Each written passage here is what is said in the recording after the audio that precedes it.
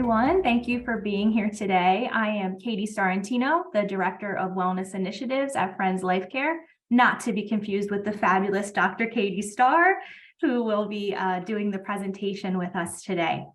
So before we get going, I just want to go over a few housekeeping items with you. The chat is not enabled, but we encourage you to ask questions, and you're going to do that in the Q&A box.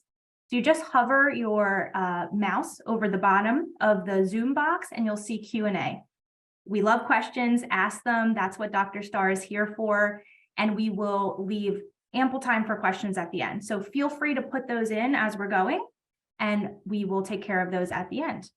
The other thing is there is an option for closed captioning.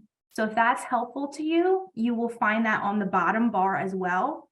You might have to click the More button, but you'll see an option that says captions, or it'll have 2 C's, and feel free to put that on.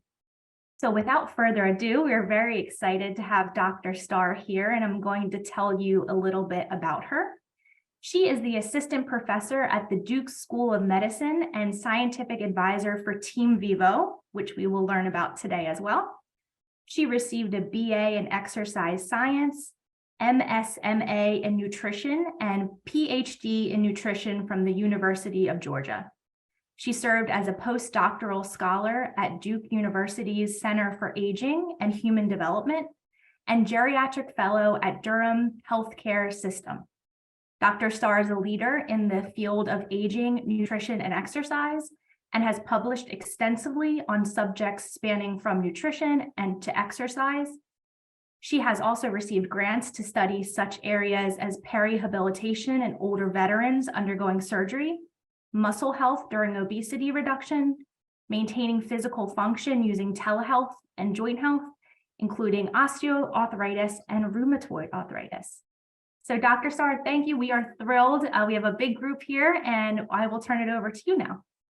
Thank you so much. And I'm so honored to be here today with all of you. So we are going to be talking about the science behind strength training and really diving into what the research tells us about healthy aging. As Katie so eloquently spoke upon, my love and my passion really has been driven on how we can improve quality of life and maintain function and aging in place for adults as they are aging, and looking at how we can do that using both exercise and nutrition. And so I'm so excited to be here today. Please put any questions that you have in the Q&A box, and I will be so happy to answer those questions. So let's dive right on in. So we all know as we age, those things that used to come so easy for us start to get a little bit more challenging, including going up those stairs, lifting and carrying things, even something so much as, how our body is even able to bend and move. And so what we have to remember and think about is this is going to happen. We know that our bodies slow down. We know that our muscles begin to lose that strength. But what is it that we can do to help really try to slow that process down? One of the first things that we have to remember is if you don't use it, you're going to lose it. And that is a principle that I think is really, really something that we don't always remember or think about, particularly if there is pain involved, particularly if there's fear involved. So that's what we're going to talk about today, because again, like if we have a fear of falling, we are going to not do certain activities because of the fact that we have that fear. And by limiting those activities, we're starting to limit that function. And again, that those abilities and what we can actually do are going to start to become smaller and smaller.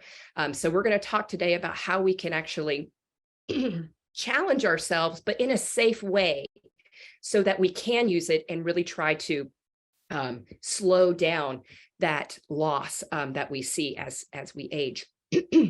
So we're going to dive right into the science, and really, truly, this is my love and my passion. I am a firm believer on when we tell somebody, when we're educating somebody, if you don't explain the why behind it, there's really not a lot of meaning to it. And so today I really want to break down the why why our healthcare providers tell us that we need to be exercising, and why our healthcare providers tell us that we need to be eating healthy. And that first starts with what is called sarcopenia. And that is going to be our progressive loss of muscle mass, muscle strength, and muscle function. And I'm going to get to that in a second. We're going to focus solely on that progressive loss of muscle mass as we age. So what is very interesting is that really by the time we are around 25 years old, which is sad, it's like, I wish somebody would have told us this when we were 25, we really hit our peak muscle mass. After that age, we start to slowly decline in muscle mass. It is something that we see with age. By the age of 40, we are going to start to lose up to 8% of our muscle mass per decade. Now, that is in healthy older adults.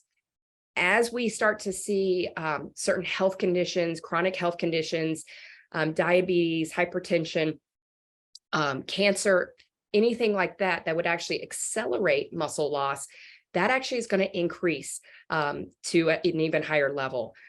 In healthy adults, by the age of 70, we start to see up to 15% loss of muscle mass per decade. And what I have over here on the right, it looks like ham. It looks like our what we get for Thanksgiving, our ham, our nice honey baked ham. We have an image, a cross-sectional area. So this is like someone just cut directly through that thigh. And what we're looking at is an individual who is 25 years of age, an individual who is 70 years of age. For that 25-year-old, you can see this beautiful gray muscle, nice and strong. We see this small line of subcutaneous fat, or that fat around the muscle. And then inside the muscle, we see very little white strains coming through it. And so that muscle has very little intermuscular adipose tissue or fat that's infiltrating that muscle. Now, when we look down to the muscle of the 70-year-old, what we see is more fat around that muscle, and that is not uncommon. As we get older, we start to see more subcutaneous fat around our muscle mass. And that has to do with the fact that we're also losing muscle. And then what is unfortunate is we start to see more fat infiltrating that muscle. And why is that a problem? Why does it matter if fat is actually infiltrating or coming into that muscle? Well, that's a problem because the muscle doesn't function like it's supposed to. Our muscle actually binds and contracts. It comes together and it releases. And that's how we actually have and create force and movement. And when we have fat, that muscle cannot contract like it is supposed to. And so the strength of that muscle and the quality of that muscle is actually hindered. So that's why we want to think about what happens with not only the size of the muscle, but also the quality of the muscle. So we talk about loss of mass size, but also the strength and the function of the muscle. So the graph that we have here, the figure that we have here is we have muscle strength on the x-axis, and then we have age on the y-axis. And what we're looking at is the strength of our muscle usually, our muscle strength usually peaks at around 40 years of age. After that, we start to see a decline in our muscle strength. What is so great and wonderful about muscle strength is that even though our muscle mass starts to decline, we can still keep the strength of the muscle. We can still work on strength. Strength can continuously become something that we can improve upon. And ultimately, that means that function is something that we can continuously improve upon. So the goal is to push or bend that curve out as far as possible so that we maintain the strength of the muscle. And what we do is we see a longer time in which we are able to do all of the things that we want to do, the activities of daily living. Once we start getting into that salmon colored line, that's what we call our threshold of low physical performance. This is when we're not able to do the things that we are really wanting to do. We're starting to lose that independence. We're starting to lose those things that we really are, that keep us in our home. Once we go past that threshold, once we go past that salmon line into that threshold of disability, that's where we really have lost our activities of daily living, our ability to toilet by ourselves, bathe ourselves, dress ourselves, feed ourselves. And so again, muscle strength and function play such a crucial role to keeping that performance, keeping that activity and function from us going into that threshold of disability. So just kind of keeping that in mind when we think about all three of these things, we're really thinking about muscle mass, muscle strength, and muscle function. And sarcopenia is really, there's a primary and there's a secondary sarcopenia, but primary sarcopenia is the natural progression of loss of muscle mass, muscle strength, and muscle function. Secondary sarcopenia is when we have a health condition that accelerates that. And cancer is a great example of secondary sarcopenia, where we have the natural aging process of loss of muscle mass, muscle strength, and muscle function, but that is accelerated because we have a health condition that actually is impacting or causing us to lose more muscle mass, which ultimately is leading to, again, that decline in strength and that decline in function.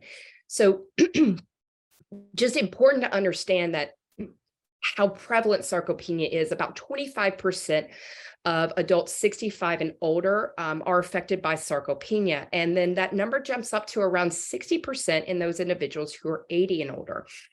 And we know that sarcopenia really does have a dramatic impact on increased risk of falls, impairing our ability to do activities of daily living, and ultimately quality of life, right? Once we start to see a decline in independence, once we are relying on other people to help us do the things that we cherish so much that we can do by ourselves, that quality of life really does start to decline. And so again, trying to think about and identifying ways in which we can help combat, slow down the aging process, the process of losing that muscle mass, muscle strength, of function is really crucial and important.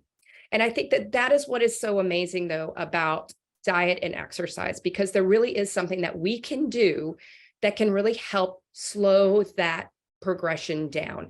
And it's really, really impactful. So it's been proven that no matter what age or fitness level, strength training can help reverse that age-related muscle loss and build muscle and restore strength and functional abilities.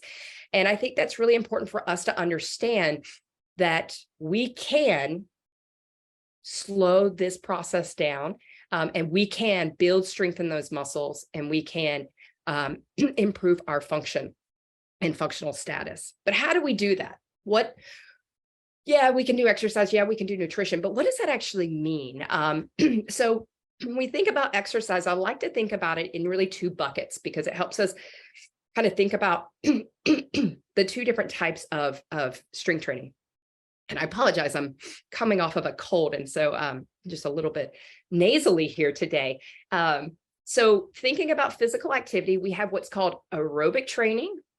And this is our work that we're doing that's more cardiovascular. So our walking, our swimming, our, we're doing an elliptical, if we're doing anything that's going to get the heart rate up, this is going to be our aerobic training when we think about our exercise. And then we have the other bucket of strength training or resistance training. So this really is focused on building up the muscle mass, really focused on using resistance to help build muscle strength.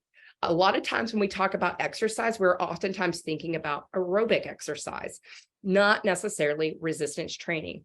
What we know about the muscle is we need them both. We need both aerobic and resistance training. But when we think about building muscle mass and stimulating and building muscle, resistance training is extremely important for that. And that's one of the things that we oftentimes are not doing enough of, is that resistance training. So again, both are important, but we have to understand that resistance training is really going to help us build that muscle mass. And then from the standpoint of nutrition, protein is a crucial component. So we have our macronutrients. We have protein, carbohydrates, and fat. Protein is extremely important for us to be able to build that muscle mass. as we get older, our body does not actually metabolize, utilize the protein that we eat as well as it did when we were younger. And I'm going to talk about that in a second. So we actually have to have more protein as we get older just to get us back to where we were when we were younger. So that's number one and really important. The second part is that we really need to make sure that we have adequate protein so that it can provide those amino acids, those building blocks to help us actually build that muscle mass. So together, having the exercise and the nutrition sandwiched in there, we really can help build stronger muscles and really help reduce and combat sarcopenia. So I'm going to move away from strength training for a second, and I'm going to dive into nutrition just to kind of give us an understanding of what we currently know about protein and the importance of protein as we age. So one of the most important things to take away here today in regards to nutrition is that as we do get older, our body's ability to actually utilize the protein that we consume it's called anabolic resistance. It's resisting that it's not working as well as it should be, as it did when we were younger. And because of that, we actually have to increase our protein intake so that we have enough protein to actually help us build and fight. Our protein is used for a number of things. It's used for our immune system. It's used for helping us build strong muscles. It's a very important macronutrient that we really need. One of the other things that's important is that there is a certain amount of protein that we need to be hitting to really help us make muscles. It gives us enough protein to help us actually build muscle mass. And that threshold is about 30 grams. And I'm going to show you what 30 grams looks like because we don't think about food in grams. It's not how we usually think about food. So I'll show you what 30 grams really looks like. But just really quickly, 30 grams is about 4 ounces of a chicken breast. So about the size of your hand of a chicken breast. So not a large amount of protein. But that's kind of a really easy way to think about protein is about the size of your hand of a normal chicken breast that we would typically eat. What we're finding in some of the research that I've done in my lab and some of the landmark research that has been done by some of our leading scientists in this area is looking at how we eat protein and how we can actually maximize how we can actually maximize the number of times that we get enough protein to build muscle mass. Most Americans eat protein in this way, where we eat very little protein for breakfast. So maybe we have cereal and we have a little bit of milk, and milk has some protein in there, and maybe there's some protein in the cereal that we're eating, but it's not a lot of protein. It's a very small amount. For lunch, maybe we have a little bit more protein. Maybe we have a soup and half of a sandwich that has a little bit more, protein in it. And then usually for dinner is where we get most of our protein. I'm from the South. I'm originally from Georgia, and this is where, we have our big protein meal. Typically, and that's how a lot of Americans consume food.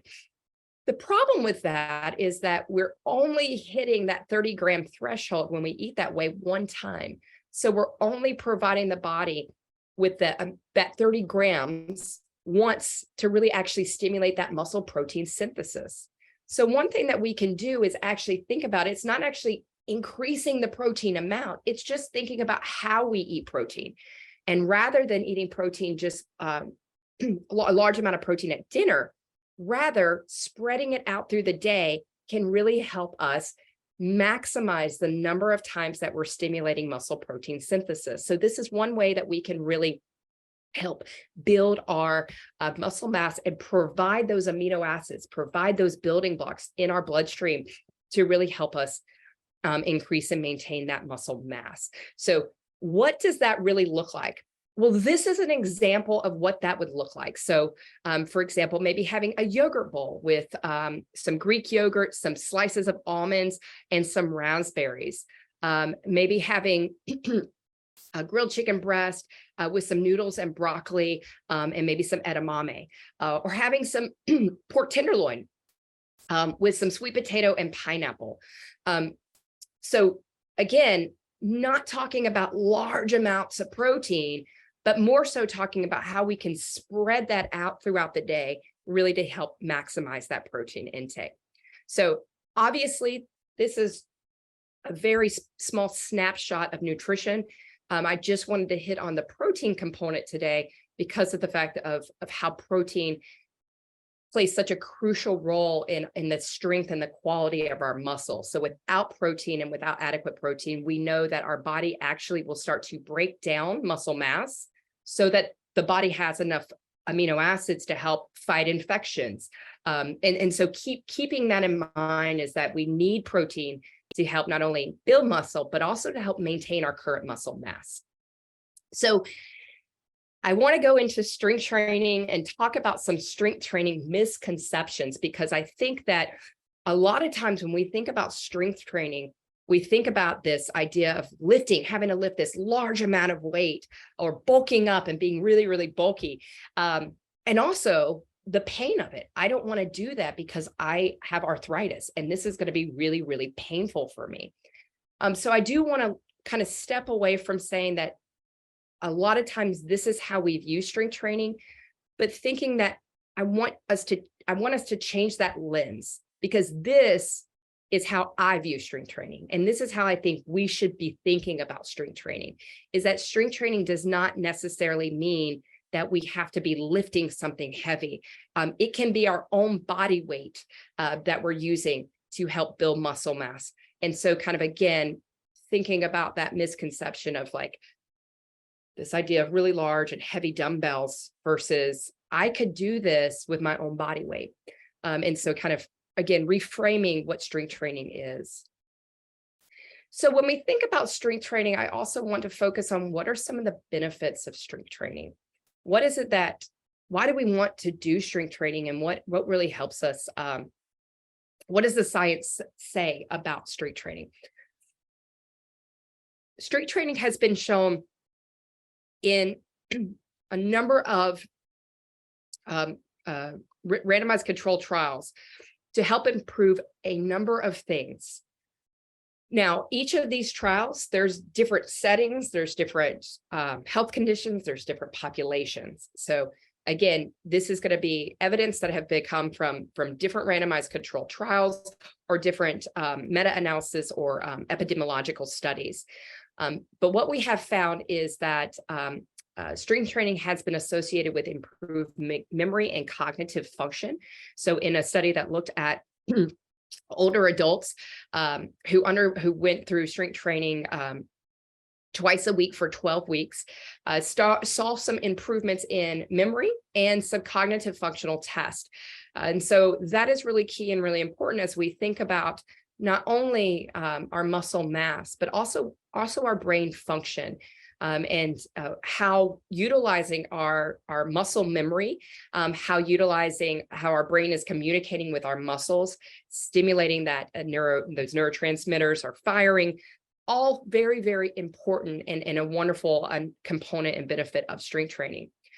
We know that strength training shows enhanced strength and function.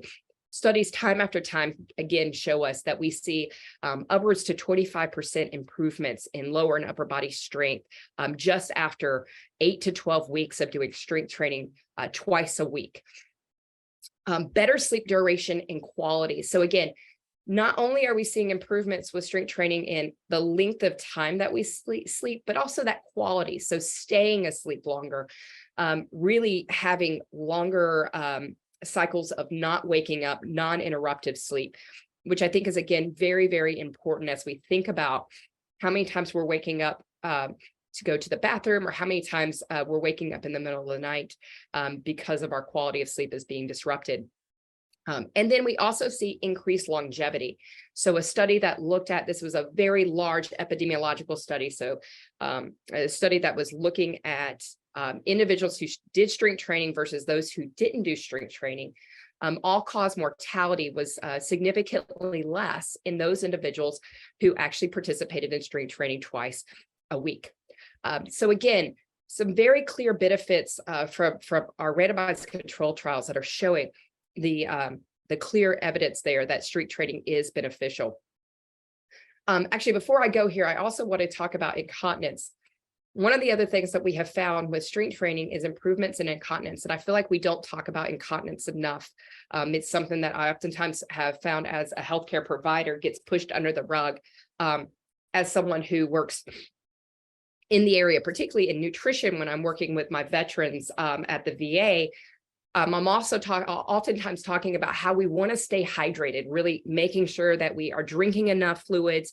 We're staying hydrated because, again, hydration plays a big role in blood pressure, kidney function, and it's important that we are staying hydrated and drinking enough fluids, particularly water, throughout the day. One of the biggest reasons I hear I don't want to drink any more water, I don't want to add water, is because of incontinence, particularly at night. One of the other things that we have found is that strength training improves incontinence. And a lot of that has to do with the fact that we are squeezing that lower body. We're working that pelvic floor, which is really helping us build stronger muscles that allow us to help better manage the ability to not only be able to hold that urine, but also being able to hold it for a longer period of time. So again, that's one of the other things that is also kind of correlated with that sleep duration and quality that I always like to mention, because again, it is important. And I think it's one of an important component that I have found working in a clinical setting where patients are telling me, I don't want to do a healthy thing because of the fact that it impacts my sleep, or I'm having to run to the bathroom all the time and I just can't make it. And so again, how can we help improve that, which is one of the things that I think is very, very important. One of the other things, there's a litany of things that also we have found with benefits of strength training. So clearly one of the clear things is reduction of fall risk, and also a reduction of fear of falling. So again, as I was talking about how if we have that fear of falling, we're really not likely to actually do some certain activities. So building up that strength also builds up confidence to help us do more things, help us do more activities. And the longer I have been working with Vivo, and the longer our participants have been working with, our members have been working in Vivo, hearing that story time and time again, I'm able to do things that I never thought I could do. I was helping carry a box up the stairs, and my wife was surprised that I could do that.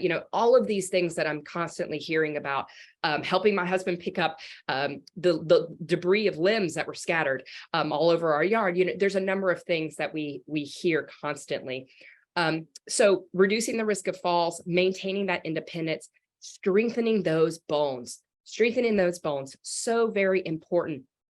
We know the likelihood of that progression, that such a sad progression of when we have a broken, if we fall, break the hip, the cascade of trajectories is really is really dim. So anything that we can do to help strengthen those bones is so very important. Again, improving that cognitive function, helping improve blood sugar, and helping maintain our blood sugar better is one of the other wonderful things that strength training does. Strength training helps improve the quality of the muscle and helps the muscle function better. And what I mean by that is our muscles actually are pulling glucose from the bloodstream into the muscle. And if our muscle is very small, if our muscle is poor quality, so we have a lot of fat in there, the muscle doesn't function as well and is not able to pull that glucose into the muscle as efficiently as it would if it was better quality, stronger, larger. And so one of the other benefits of strength training that we have seen is that the ability to actually manage blood sugar, because the body's able to actually, the muscle is actually able to pull that glucose into the cell of the muscle, into that muscle, improves, which is really, really important as we think about patients or individuals who have health conditions like prediabetes or diabetes, type 1 or type 2. Again, thinking about how the body can be more efficient.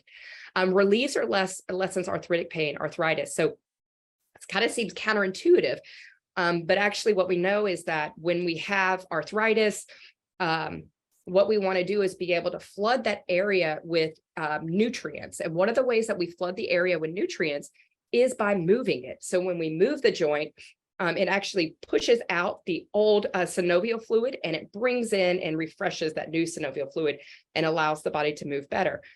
So again, moving If you don't move it, you're going to lose it. And what I mean by that is that range of motion really starts to decline if we stop moving a joint because of the pain. Obviously, we don't want to work through the pain. That's not what I'm saying. But there's things that we can do to start help moving that range of motion and slowly helping and trying to improve that range of motion, which really can help reduce that arthritic pain. Improves cholesterol and also helps reduce recovery from surgery time. And this is an area that is near and dear to my heart. This is the work I do. I work in a perioperative clinic at both Duke and the Durham VA.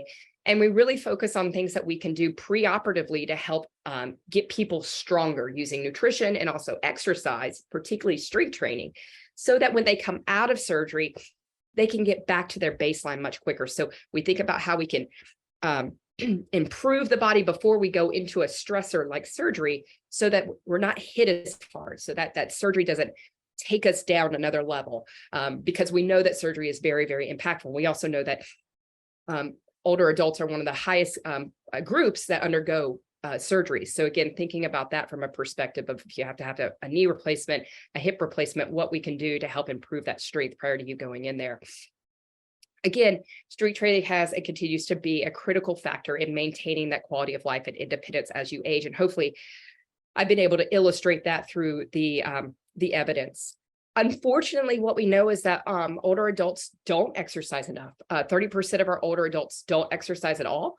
20% do not meet the CDC exercise guidelines of 150 minutes of moderate physical activity. So that's that aerobic exercise, and not meeting, only 20% of our older adults meet the CDC exercise guidelines. So only 20% are actually exercising 150 minutes twice a day, and doing strength training 150 minutes, a week, and doing strength training twice a week.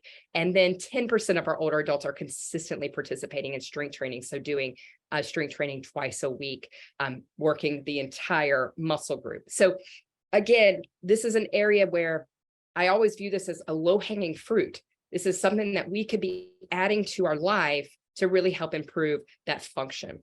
And a lot of times the things I hear about why I don't want to do this, or why strength training isn't for me, or why I have not done strength training, is because I can't lift weights, I'll get hurt, I don't want to bulk up, I have aches, pains, arthritis. And so all of these things are so valid, and I want to say that first and foremost.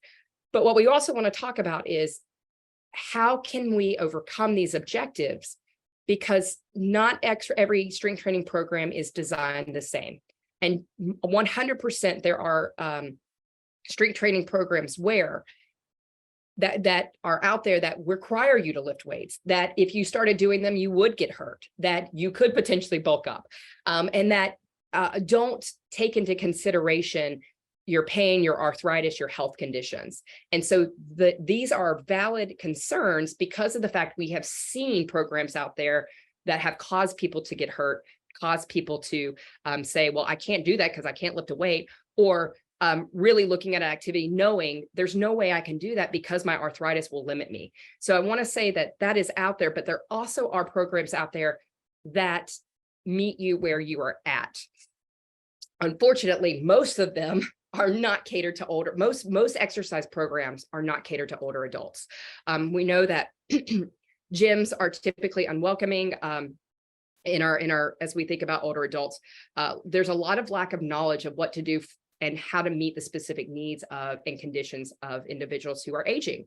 And that's one of the biggest things that I have really tried to be an advocate for, an educator for, is making sure that people have the tools, our experts have the tools to help individuals who are aging and understanding how they differ from someone who is 20 years of age.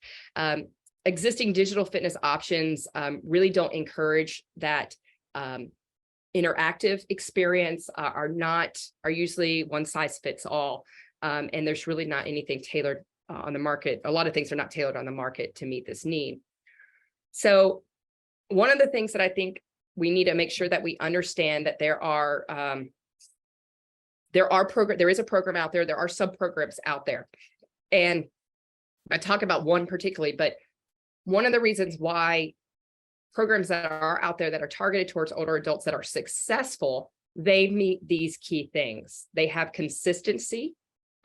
There's something built in where you're going to be doing this 2 times a week, which is really key. You need to be able to do strength to be able to see the gains and the benefits of really maintaining and building muscle mass. We need to be doing strength training 2 to 3 times a week. We also have to have adequate intensity to challenge the muscle. So if we're not challenging that muscle, we're really not going to see muscle gains. And so having the ability to know and be in an environment that's safe, where you feel like you can challenge and know when to challenge and know what to challenge, is really, really key.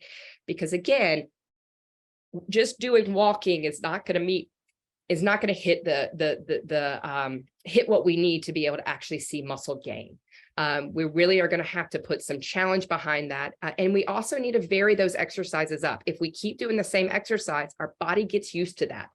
And again, kind of coming back to that idea of that fear of falling, if we get really comfortable doing the same exercises and we don't expand and push out a little bit further, what we're going to start to see is even more and more regression. And so again, we want to be able to vary that exercise type. We want to vary that intensity. We want to vary up the repetition, because it continues to keep the body guessing. It continues to keep the body growing. And we start to really see this wonderful results, these wonderful results of improvements.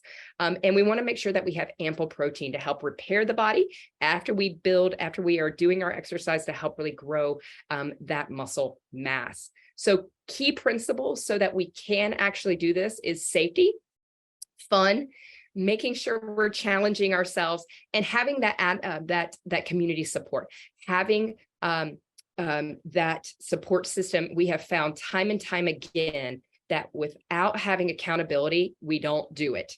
Without having somebody waiting on us or saying, I got an appointment with you, I'm going to be there, a lot of times we're not going to do it. Vivo is one of the programs that I have worked very closely with for the last 2.5 years to really help build and utilize this information that I have shared with you today to really help create a program that is designed for older adults, that's really built on science, on how we can actually challenge the muscle in a safe environment that builds community and also meets individuals where they're at, so that not everybody is having to do the same exercise because that's how the program was built. Absolutely not. Being able to actually come in and find a level that fits for you, for the exercise that you're doing. And so that is one of the things that no matter what you do in the future, Vivo or not Vivo, adopting a strength training program is so important, but making sure that it fits you where you're at is also so essential, and making sure that we have these things. So just really quickly, the Vivo program is really performed in the small group setting. It's very individualized. It gives feedback to help modify exercises. Our trainers are really specialized in knowing how to do and provide and deliver exercise for older adults. It provides a social and engaging support system. It's a calendar.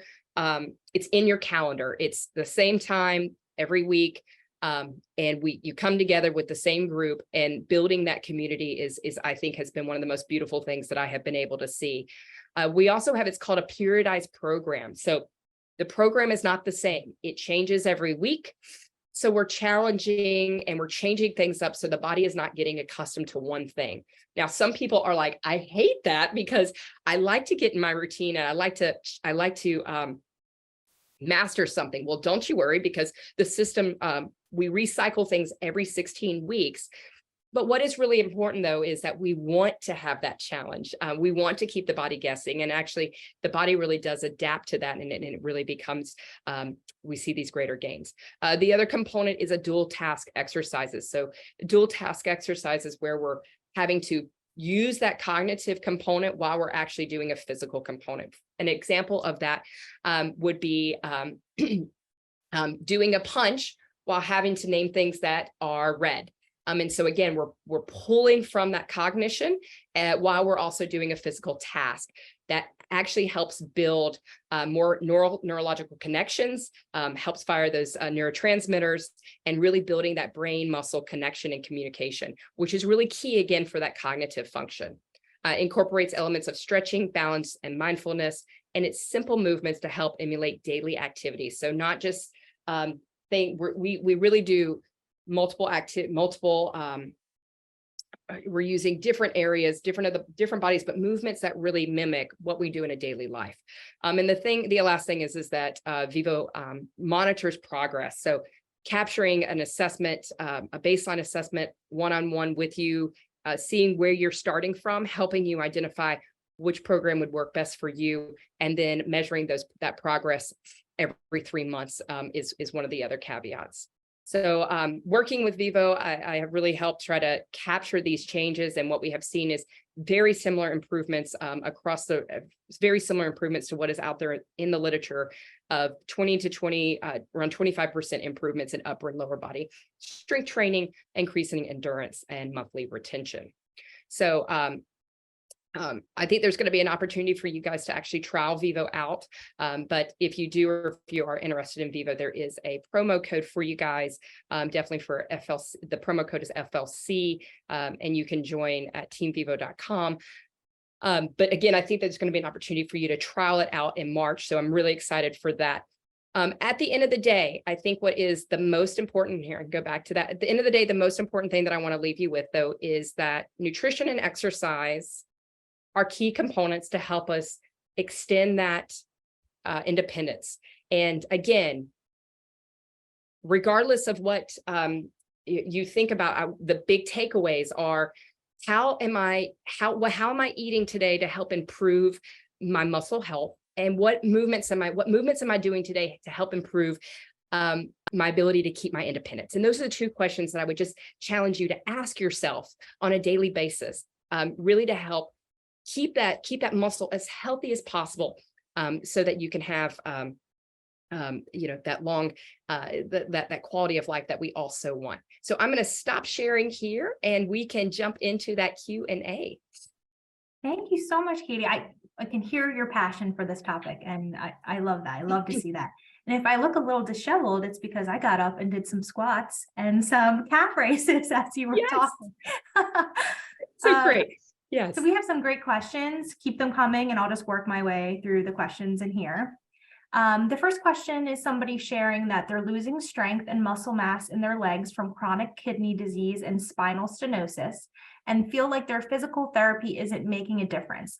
Are there specific strength building exercises I should be doing aside from physical therapy? So what I would say, and an excellent question, and let me just say right now, I am not a physical therapist and I'm not a physician. So I need to state that very clearly. What my suggestion would be is anything that we can help do improve that lower body strength is going to be crucial. But because you are working with a certified physical therapist, what I would convey to that physical therapist is that you feel like you're not actually getting those, you're not feeling the gains of that lower body improvement. Now, sometimes with spinal stenosis, there's an underlying neurological condition that's going on that it can be to a place where there's working with that PT is going to be your best bet of building that lower body strength. But I think having that onward communication with them is going to be really, really key. So unfortunately, I don't have any specific things, because again, we're dealing with a couple of health conditions there that complicate the situation. But what my biggest recommendation would be is that honest communication with your healthcare provider about that is going to be key, because letting them know that you feel like, is there anything else that we can do? And maybe even actually saying, I'm really concerned about my loss of muscle mass here. What are some other things that we can be doing outside of PT? What are some things I can be doing outside of PT to help me improve that? Would be a great way to start opening that conversation. I think what matters most to you has to be conveyed to your healthcare provider. So that is really key. So again, open communication with your PT is my first recommendation for you regarding that situation, that particular situation. Thank you. Any suggestions for lower body strength training for someone with bilateral bad knees or arthritis? Yeah. And so what we can start with is the chair exercises. And so again, like when you are, I'm going to challenge all of you guys to participate in the Vivo classes that are going to be offered in March, what we do is we have a level system. There's a level system of 1, 2, 3, and 4, and every exercise is level based. And so again, what I love about older adults is that sometimes our lower body is weak and our upper body is really strong. So we don't say that you're a level 1. What we do is we say this exercise is a level 1 or 2 or 3 or 4. And so again, meeting you where you're at, but our level 1 exercises are all chair based. And what we want to do is we want to start, if we're not comfortable, if we have pain, we want to start at the easiest level. And we want to start with those exercises, building strength from there. We're going to be able to progress back up to a level 2 exercise, a level 3 exercise. Now, we always have to keep in mind that sometimes our joints, like we're told, you're going to have this pain until you get a joint replacement. So we do have to always keep in mind that if a joint replacement is being pushed off, there are definitely exercises we can do to build the muscle around that joint, which is actually so very important if you are preparing for a joint replacement. And those would be those seated exercises, or what we call our level 2, where we're doing it with assisted chairs. So again, that's kind of the key thing that I want to emphasize, is that making sure that we are not overdoing it, starting slow and starting easy, and building up the muscles that support the joints, particularly if we have arthritis or a joint that really is going to be needing a replacement. And we constantly are hearing it from our physicians that you're going to have to get a replacement. A few questions. Yes, this will be recorded. Dr. Starr, if you have any slides or handouts you want to share, you can get this to me and I'll send those out. But yes, everybody, this is recorded. And if you signed up, you will get an email with the recording. Give us a few days to get that over to you. Okay, there is a few people asking about yoga, Tai Chi, and Qigong, and if those, sorry if I mispronounced that, if those count as strength training. So it's a great question. What I would say is a lot of times our yoga, Tai Chi are going to be more flexibility and more working on balance. So we're not actually challenging that muscle to actually, so the way we need to think about strength training is when we do strength training, it actually breaks the muscle down, and we have protein and those amino acids come in and help build the muscle stronger. So a lot of times if we're not challenging the muscle, usually with resistance, and that's why we have resistance training. So even doing a standing squat, that's still resistance.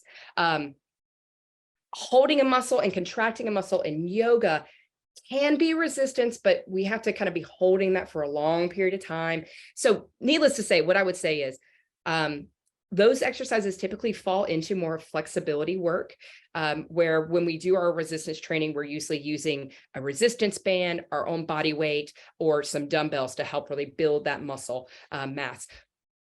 Would say though, those things, that Tai Chi, yoga, so important, so critical to make sure that we are doing. Keeping that flexibility keeps us moving. And I think that is one of the crucial things that I can say. And I love to hear that people are actually doing those things, because they are so, so very important for our body. And just a plug that we have a Tai Chi class right now. So everybody who's on the call, reach out to your care coordinator. It's going for 3 more weeks. So it's awesome. We hope to see you there. This question, I think, is in regards to the slide that you had showed that we were joking kind of looks like the ham, the inside of the thigh. This question says, at 70 years old, more fat, does that mean getting more metabolic syndrome?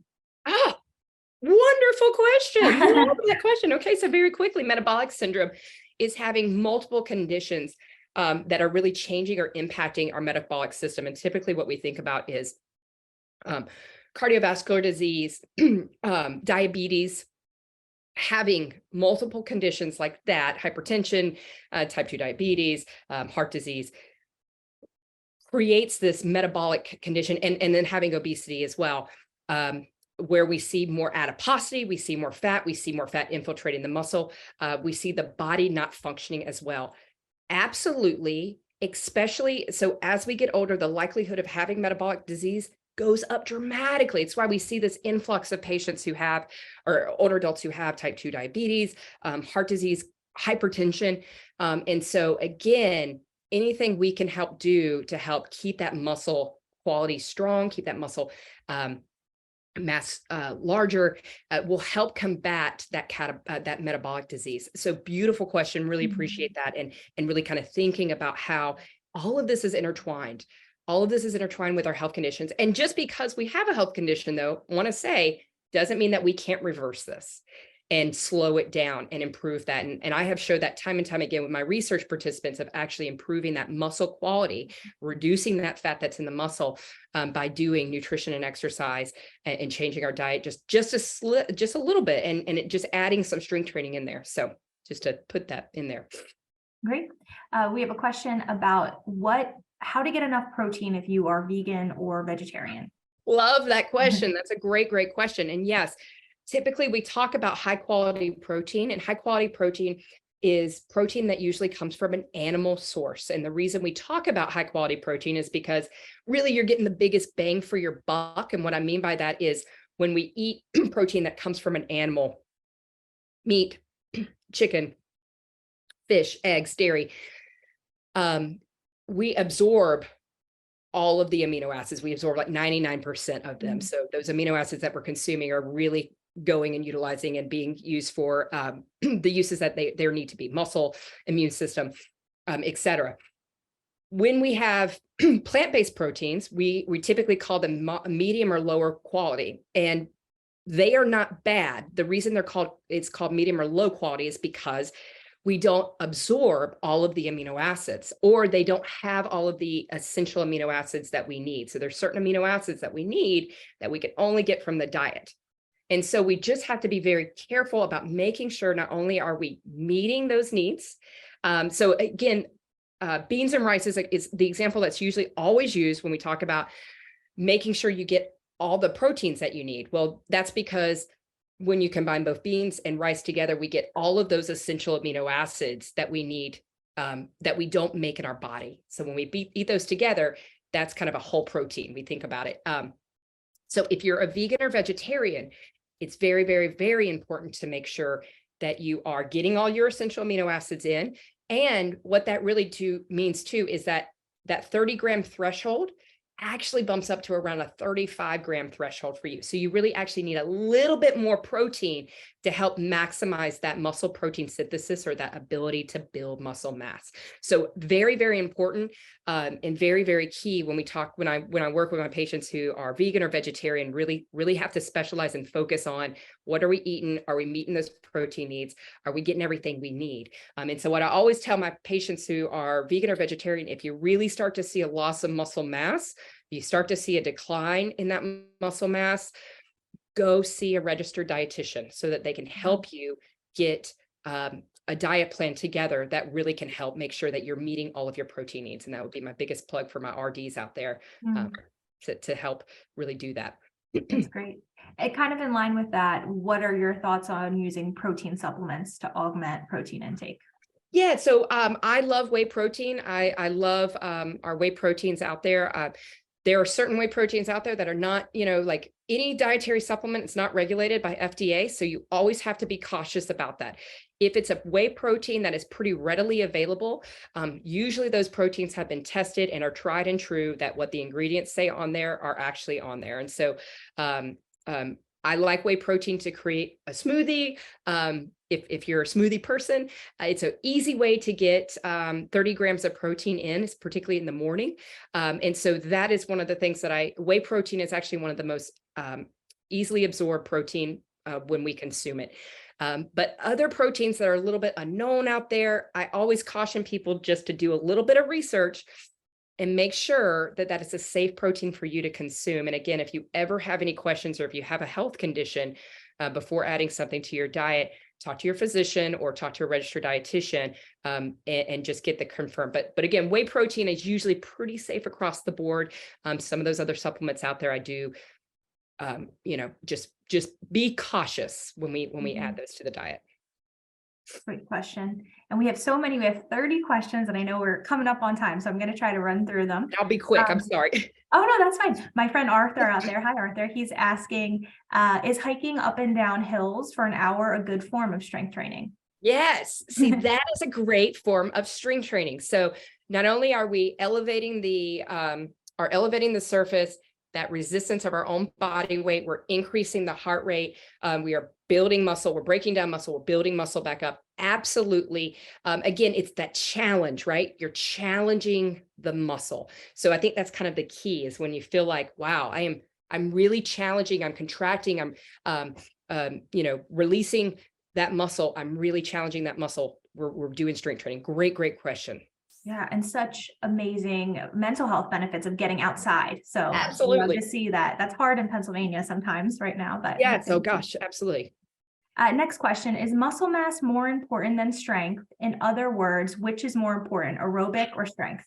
You guys are so great.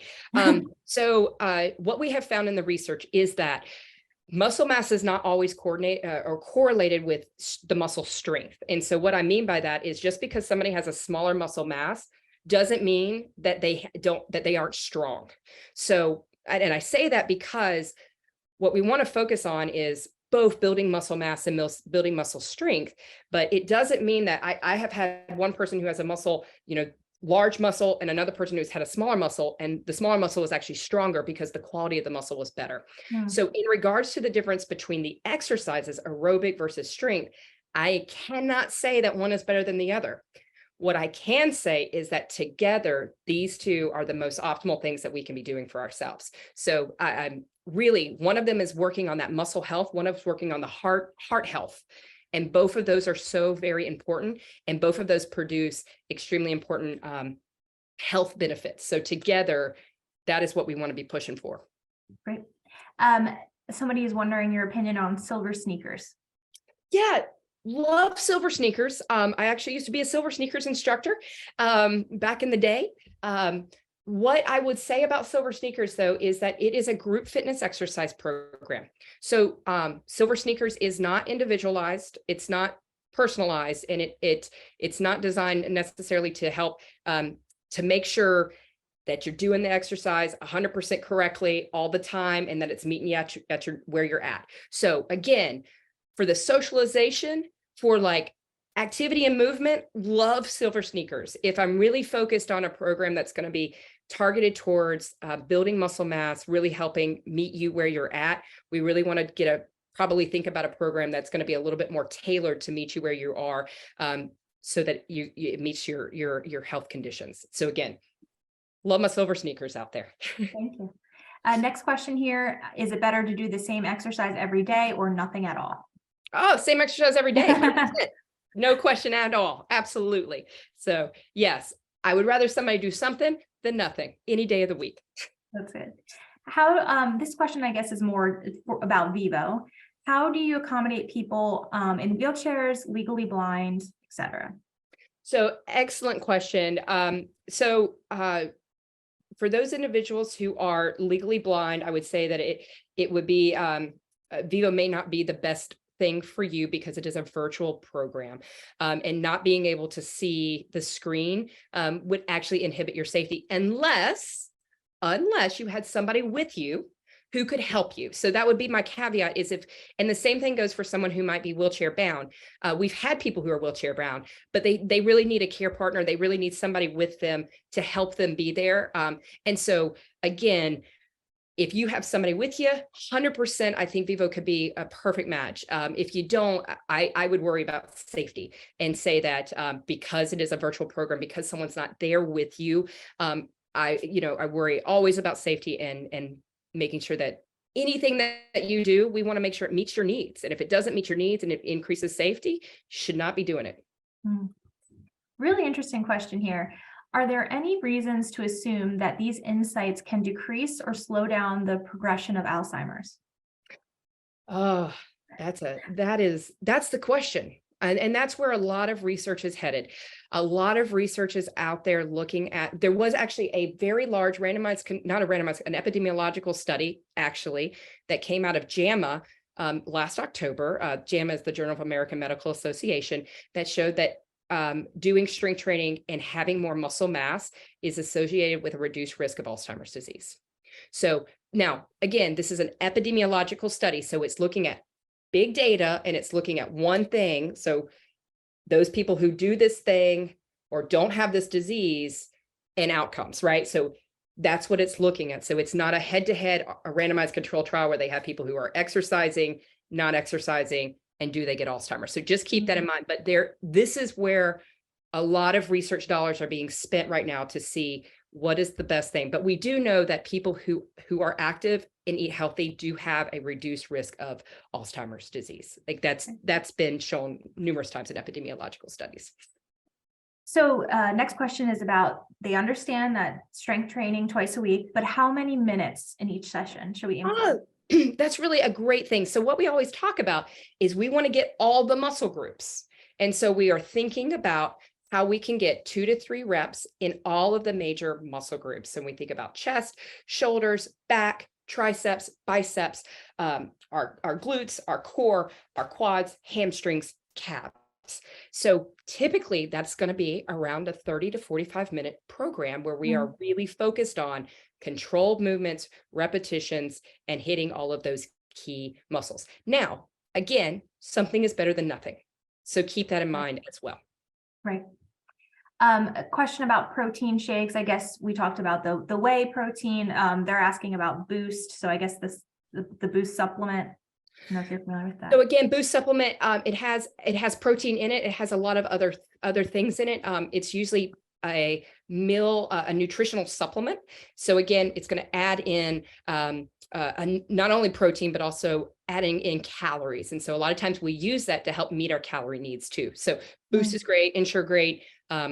Highly, both of those are fine, particularly if you need to increase your calorie intake and meet your calorie needs. Is it okay that we're going a little over with your time? Yeah, that's fine. Okay. I'll wrap it up in maybe 5 or so minutes.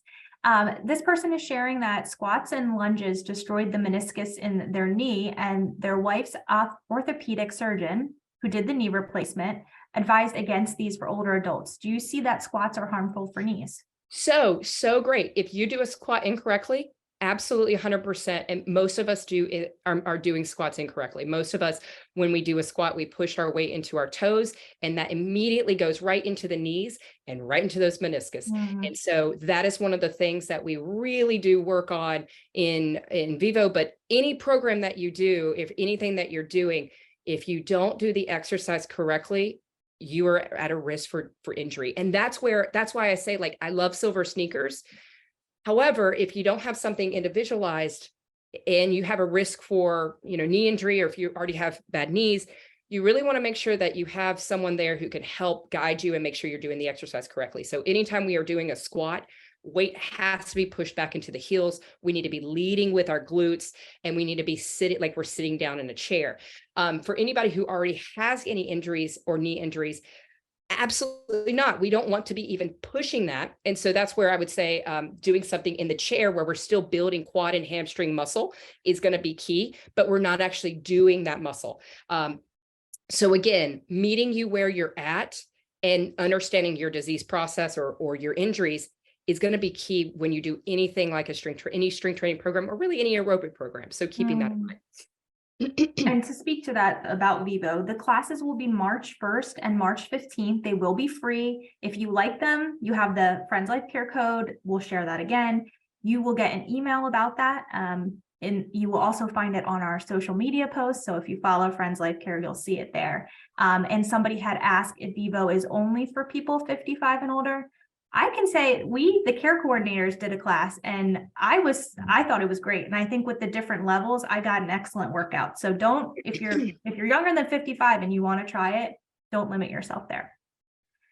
Another question here. I had understood that impact exercise such as jogging, dance, etc., is necessary to help build bone strength.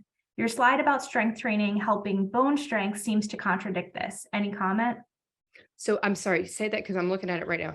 Okay. I had understood that impact exercise such as jogging and dance is necessary to build bone strength. So I guess the question is, do we have to have this? Oh, absolutely. So so resistance training is impact exercise, 100%. So that is actually impact exercise. So we are pushing muscle against bone. So like swimming, cardiovascular, right? We're